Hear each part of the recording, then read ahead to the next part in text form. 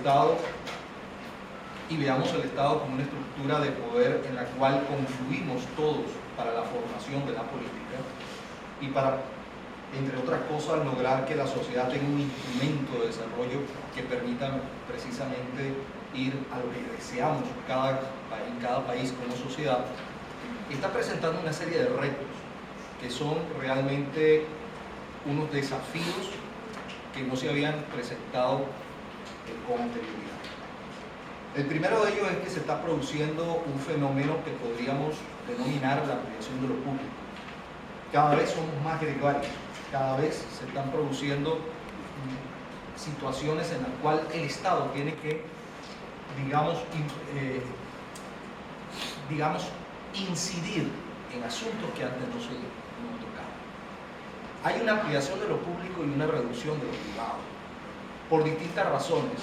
Si vamos simplemente, por ejemplo, a los teóricos del Estado social, nos dicen que hay una tendencia histórica en la cual lo que nosotros podemos resolver por nosotros mismos para nuestra sobrevivencia, para ser lo que queremos ser, para vivir dignamente, ya por ahí podemos decir que eso que llaman los teóricos del Estado social, el espacio vital dominado, lo que nosotros podemos resolver individualmente, cada vez lo podemos resolver. Y hay un espacio vital efectivo que se viene ampliando, lo que significa que hay una serie de necesidades que tenemos los seres humanos, de lo cual dependemos de toda la sociedad colectiva.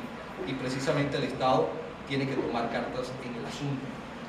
Es un Estado que tiene además que tomar decisiones sobre otros aspectos que han venido apareciendo. Si ustedes ven las constituciones del principio del siglo pasado, mediados del siglo pasado, verán que las constituciones, las competencias que tenía el Poder Nacional no pasaban a lo mejor de 17 o 20 numerales en un artículo. En la actualidad pueden encontrarse hasta constituciones con 60 numerales. ¿Por qué? Porque hay muchos más asuntos sobre los que trabajar. El Estado tiene que intervenir en problemáticas como por ejemplo el problema ecológico, el problema del calentamiento global, el problema que tiene que ver con las nuevas tecnologías de la comunicación, de la telemática, de la computación, problemas de relaciones sociales que antes no existían, problemas referidos inclusive a la participación.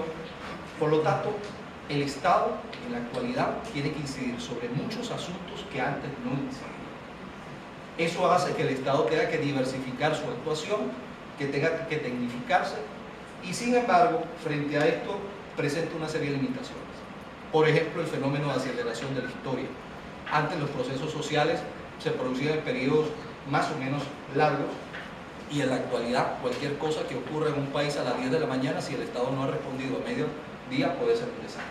Entonces el Estado tiene que actuar en muchos más asuntos que antes y tiene que hacerlo de una manera mucho más acelerada. Sin hablar de que el Estado además, el Estado-Nación ha perdido poder. Hay una cesión de poder hacia instancias o niveles subnacionales como hacia instancias o niveles supra o internacionales.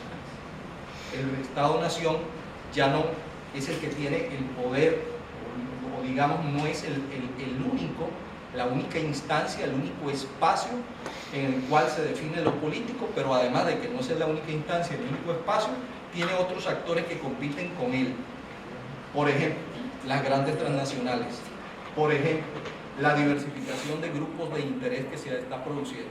Y hay que decir, además se ha venido produciendo lo que podríamos llamar una explosión democrática con una cantidad enorme de mecanismos de participación, donde la gente además con mucho más conciencia participa, pero esta participación ha implicado también la aparición de una serie de grupos o de centros de intereses que compiten con el Estado, que presionan al Estado, y al mismo tiempo se presenta por lo tanto una disgregación, la concentración del poder que antes pasaba por el Estado, en este momento está disgregada en una serie de espacios o de instancias en las cuales también se decide lo público.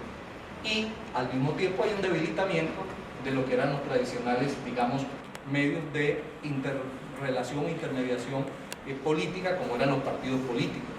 Los partidos políticos no son exactamente lo que eran antes, que bajo una idea leninista de centralismo democrático y de cierta disciplina y organización, digamos, efectivamente cumplían el rol que decía Maurice Duverger de agregar intereses dispersos y por lo tanto simplificaba la toma de decisiones societarias que precisamente en el espacio del Estado.